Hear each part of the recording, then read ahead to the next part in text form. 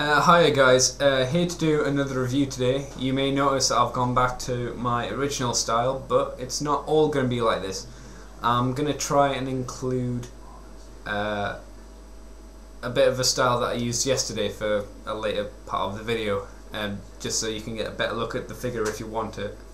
And today, obviously, as it should say up there, in theory, it should be Snapdragon, obviously. The Headmaster Snapdragon, who I finally got.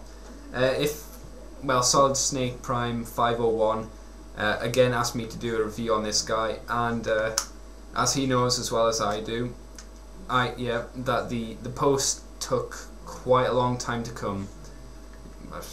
That's the post service in the UK for you anyway. Enough about that. On to Snapdragon, again a triple changing Headmaster.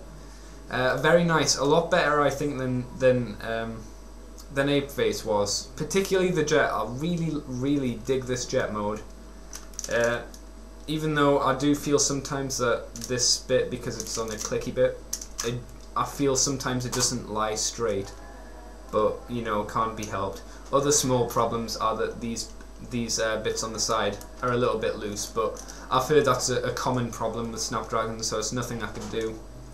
And one other little problem, I was never sure if this bit, the golden bit here is a cockpit, but then you have this bit here with a sticker inside.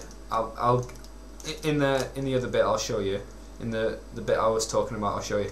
But it's got a little sticker inside here that looks like a control panel. So this bit is obviously the cockpit, and who knows what this bit is. You know, so a very nice playing mode. I really do like it a lot more than Ape Faces, mainly because he has two guns.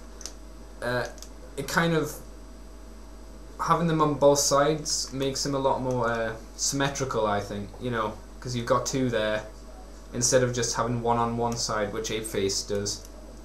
And underneath, he doesn't look too terrible either. Ape Face, from under, when you look below him, doesn't look too good, but you know, that's not too bad. It could be a lot worse. Apart from it looking very good, the problem is it is a bit bland. It is just grey. There isn't a lot to it, unfortunately.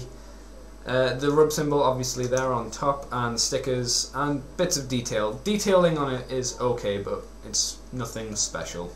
You can live with it because it's G1.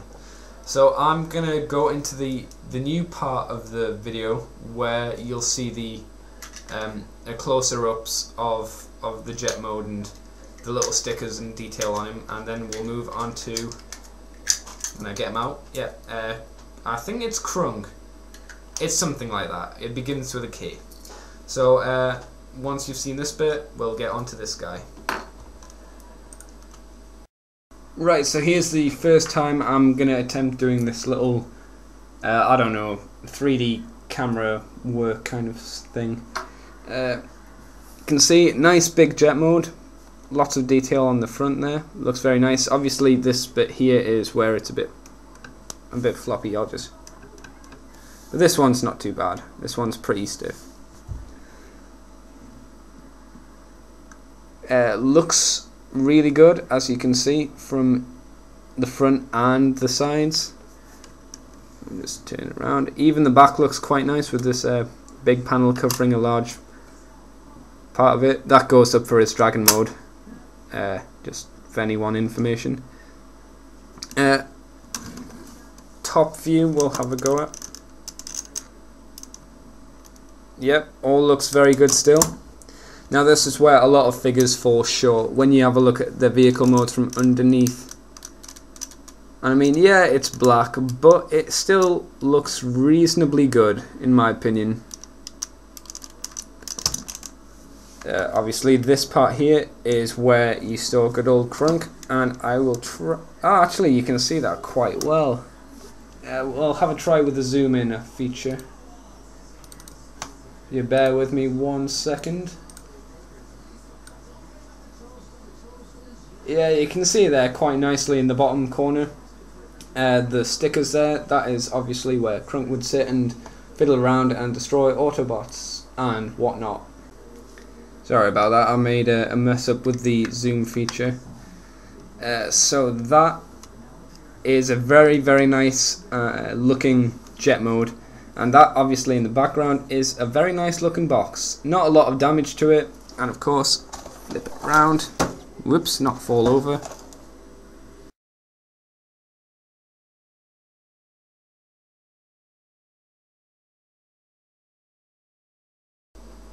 And we're back, and here is Crunk. I think it's Crunk. Again, for the detail, I'm going to be doing a detail bit of close-ups of him, so you'll be able to see that. But personally, I think he's a lot better than Spasma. Again, not just because of the name, because, you know, Crunk is a lot more acceptable than Spasma, which makes sense.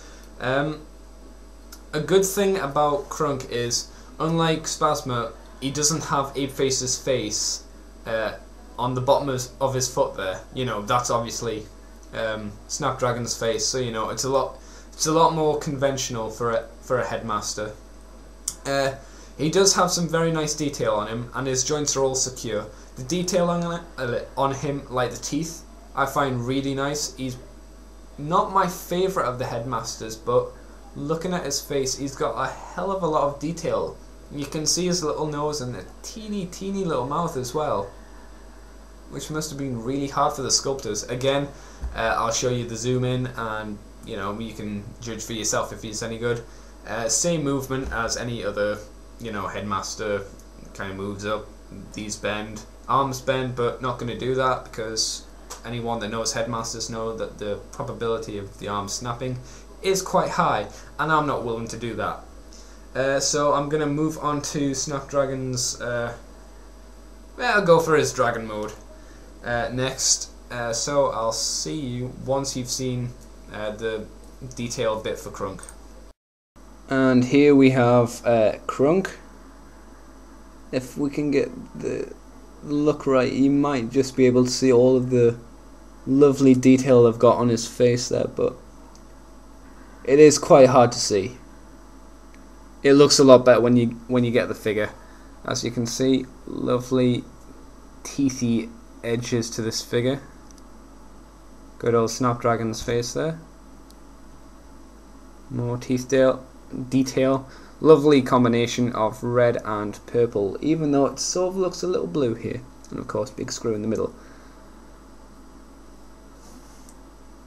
And I guess we'll move on to his dragon mode now.